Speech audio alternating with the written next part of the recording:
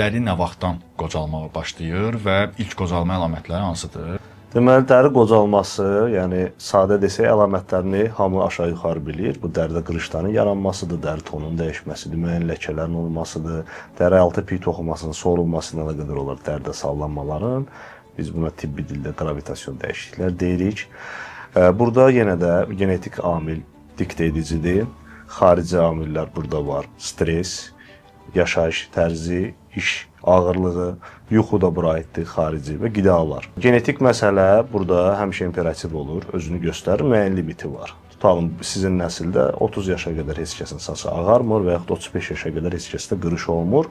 Falan kəsin işi ağır oldu, mərkəz hərbçidir, bütün günü günün altında düzülüşdədir deyə, onda bu əlamətlər başladı daha tez. Tutalım 25-də başladı, günəş amili burada.